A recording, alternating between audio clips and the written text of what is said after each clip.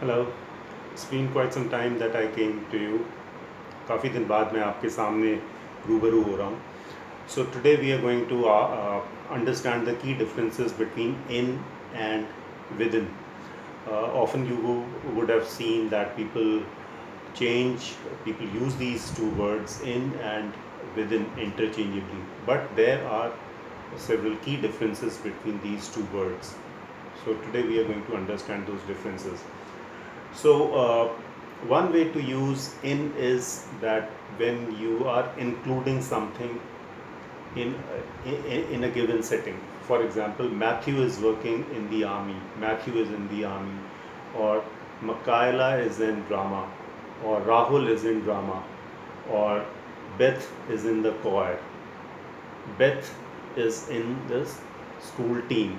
So, in these examples, we are using in with context to inclusion. Beth is in the choir means that Beth is working in the choir. Beth is included in the choir. Rahul is working in the army. Rahul is in the army. That is, Rahul is working with the army. He is employed in the army. The other way to use in is to convey something which is very definite. Like say, for example, uh, my keys are in the bag. मेरी चाबियाँ मेरे bag में हैं. और the salad is on the in the uh, bowl, right?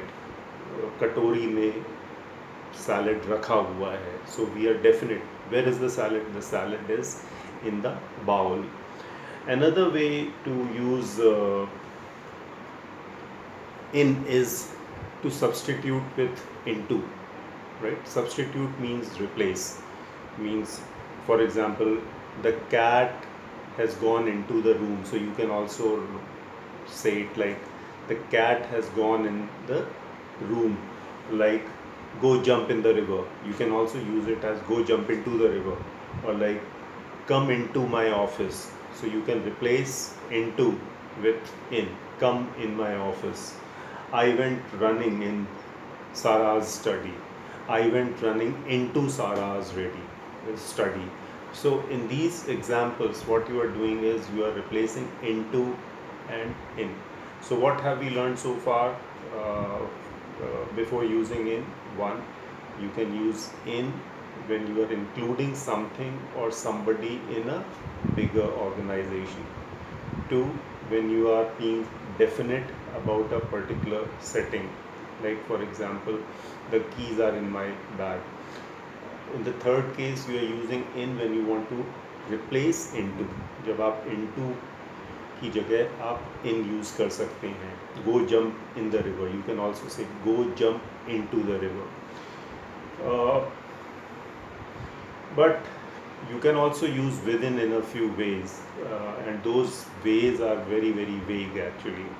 Vague as in you cannot pinpoint where to use within. Like, say, for example, there are certain time examples. For example, please get that back within a few weeks. मतलब मुझे वो चीज़ कुछ हफ्तों में चाहिए, please. Now the speaker of this sentence isn't specifying how early or how soon does he want that particular thing.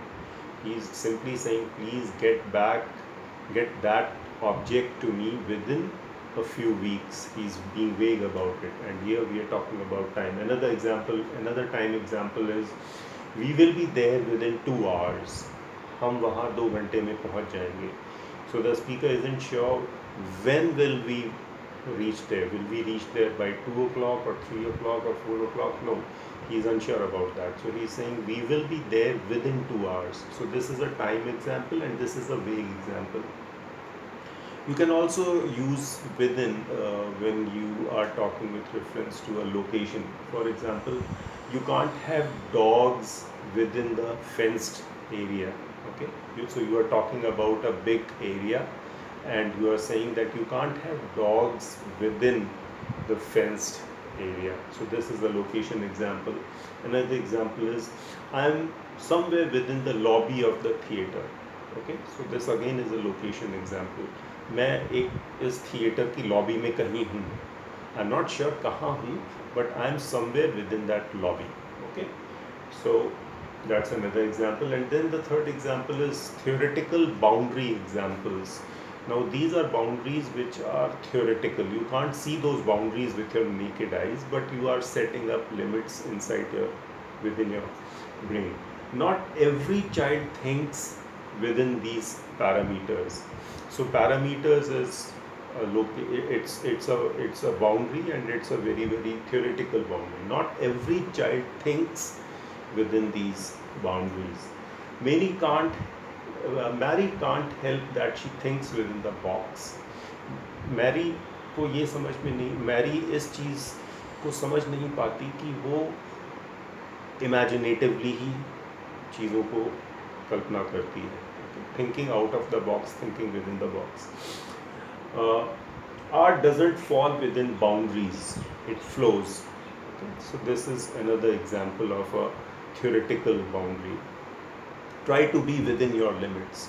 So this is again an example where you are setting up a theoretical boundary within the limits. Now what are the limits? We don't know about the limits, but a limit has been set, a theoretical boundary about that.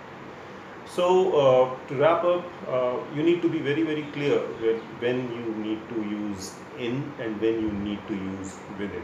In is used in when you are definite about that, when you're clear where that particular object or particular person or object is lying or working or whatever. And within is used in indefinite contexts, when you are setting up a location, when you are setting up a big location, when you are setting up a theoretical boundary and all. So it always keeps on changing. It's very very, so you need to practice all these two prepositions from time to time, so that you use them correctly in the days to come. I hope you understood what I tried to explain, and if there are any questions, please do let me know. Thank you. Bye bye.